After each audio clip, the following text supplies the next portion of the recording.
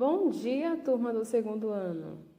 Hoje, na aula de ciências, vamos dar continuidade aos estudos sobre as partes das plantas e aprender sobre fruto e semente. Vimos nas aulas anteriores que na comunidade de SESI, as sementes do urucum, elas são utilizadas para pintar o corpo. As sementes, geralmente, elas são encontradas no interior dos frutos. Tanto as sementes quanto os frutos, eles podem ser utilizados pelos seres humanos. Acompanhe a seguir o poema abaixo, que está aí na página 190 do seu módulo 2. E em seguida, responda as questões propostas em seu caderno. Fruta saborosa. Toda fruta é saborosa. Depende do gosto que a gente tem. Ela serve de alimento para o bicho da goiaba também. Da fruta sai a semente, que ao plantar germina, e assim, tão de repente, vira árvore frutífera. Esse poema foi feito exclusivamente para esse módulo. LGC. De acordo com o poema, para que podemos utilizar as frutas? 2. O que acontece com a semente após ser plantada? Então, o que está falando aqui no poema? E que responde a questão 1 e 2. 3. O poema fala que toda fruta é saborosa, dependendo do nosso gosto. E você? De qual fruta você mais gosta? E aí, qual é a sua fruta favorita? Você tem uma ou várias frutas favoritas? Eu tenho várias. Das frutas que estão aparecendo aqui, eu gosto de praticamente todas. Gosto do abacaxi, da banana, da laranja, morango, maçã. São todas muito saborosas e são extremamente importantes porque elas contribuem como fonte de energia para o nosso corpo. Então, é muito importante consumir frutas e incluí-las na nossa alimentação. Então, nas plantas, os frutos, eles geralmente envolvem e protegem as sementes. Quando vocês consomem algumas frutas, vocês encontram as sementes. Algumas frutas, elas possuem sementes pequenas, já outras possuem sementes maiores, mas conseguimos encontrar sementes nas frutas que consumimos. Então, os frutos eles podem apresentar diferentes formatos, cores e gostos. E muitos deles, eles fazem parte da alimentação humana e de outros animais. Veja a seguir. Aqui nós temos o açaí. O açaí ele é utilizado como alimento por diferentes animais, como nós, os seres humanos, e também uma ave chamada jacupiranga. Olha ela aqui. Esse animal consome o açaí. Um açaizeiro pode atingir até 20 metros de altura. Olha só que curioso. Vamos ver outra fruta? O caqui. O caqui, ele serve de alimento para o ser humano e diversas aves, como o bem-te-vi. Veja só. O caquizeiro, ele pode atingir até 12 metros de altura. Olha só que interessante. O termo fruta é de uso popular e se refere ao fruto que apresenta partes suculentas e que é comestível. Então, como a Pró já disse anteriormente, os frutos eles apresentam diferentes formatos, como vimos o exemplo do açaí e agora o caqui. Cores diferentes e também o sabor é diferente um do outro, tá bem? Mas e a semente? A semente é a parte da planta que pode dar origem a uma nova planta. Para que isso ocorra, a semente ela precisa germinar. Vamos acompanhar a seguir a germinação da semente e o desenvolvimento de um milheiro. Observe, quando a semente de milho ela encontra condições ambientais adequadas, ela germina, dando início ao desenvolvimento de uma nova planta.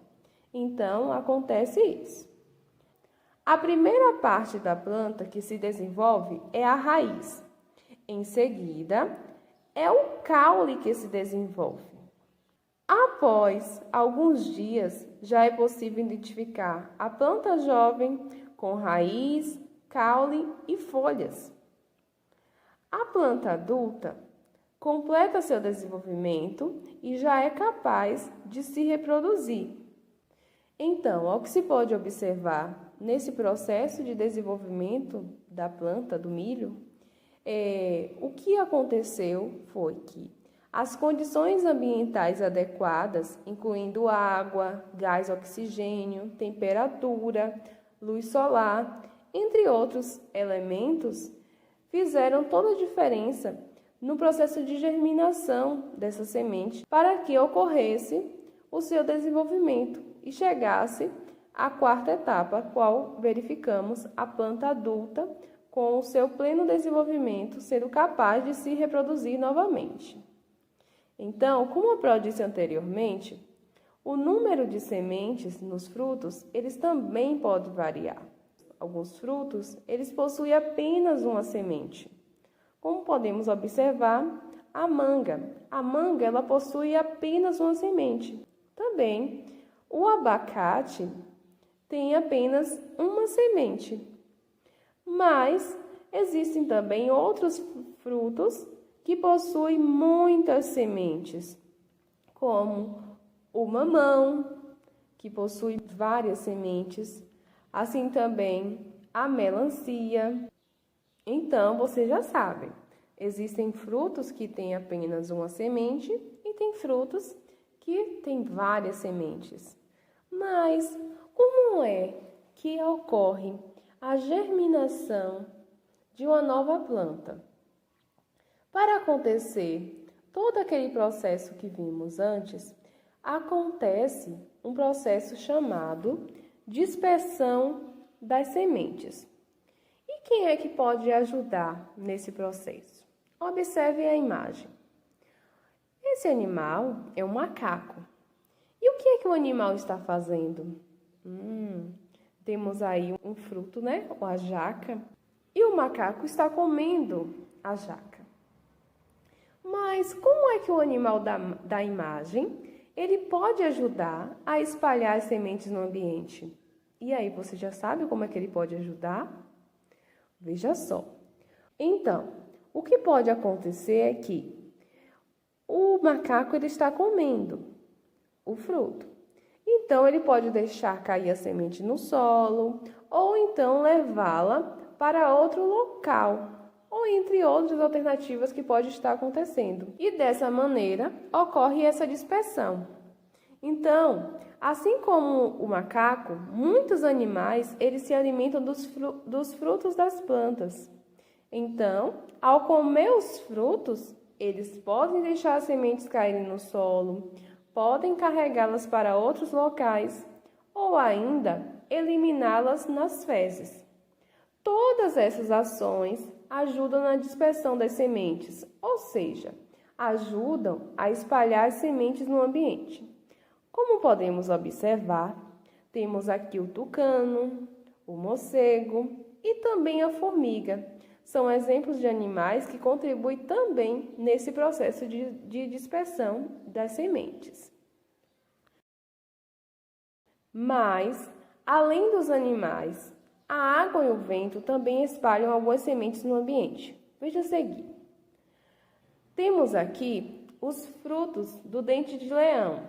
Eles são leves e possuem estruturas semelhantes a uma pluma, algo muito leve, facilitando a dispersão da semente pelo vento. Então, dessa forma, o vento ele vai levar essas sementes para outro lugar, fazendo com que essa semente ela pode estar germinando em outro lugar distante de onde está esse fruto. Também ocorre a dispersão pela água. Olha o exemplo do coco. Ele flutua na água, facilitando sua dispersão pelos rios, mares e oceanos. Isso acontece porque o coqueiro, por exemplo, ele está perto da água. Então, por isso, ocorre esse processo aí da dispersão, por estar próximo desse ambiente aquático. Mas já estudamos, aprendemos coisas importantes sobre o fruto e a semente e chegou a hora de colocarmos em prática. Chegou a hora da atividade. Então, vamos lá? Na página 193, na questão 1, você vai relacionar cada um dos frutos da coluna da esquerda com suas respectivas sementes. Temos o pêssego, as uvas e o abacate. A Pro já deu até uma dica sobre o abacate, não é verdade? Você vai relacionar, traçar uma linha indicando qual é a semente que pertence a cada fruto. Na atividade 2, você vai numerar as imagens abaixo, de 1 a 4, na ordem que ocorre o processo de formação de uma nova planta. Lembra do exemplo que a Pro deu anteriormente, que está até na página 191 do módulo 2, em que acompanhamos o desenvolvimento do milho. Então, você vai observar o exemplo e vai numerar o desenvolvimento, a formação dessa nova planta aqui. Na atividade 3, veja só. Alguns peixes se alimentam dos frutos das plantas encontrados principalmente na beira de rios e lagos. Essas plantas vivem em áreas que ficam alagadas durante parte do ano, fazendo com que alguns frutos fiquem sob a água. Veja abaixo. O pacu é um peixe que se alimenta dos frutos de uma palmeira conhecida como tucumã. Após consumir o fruto, o pacu libera a semente da palmeira na água. Então, qual é a importância do pacu para a palmeira tucumã? B. Qual é a importância da palmeira para o pacu? Letra C. Quando caem na água, as sementes podem ser carregadas pela água do rio. No entanto, os pacus carregam as sementes da palmeira para locais que a água não é capaz de levar. Qual é a importância do pacu nessa situação? Então, continue realizando as atividades com capricho. Um abraço e até a próxima aula.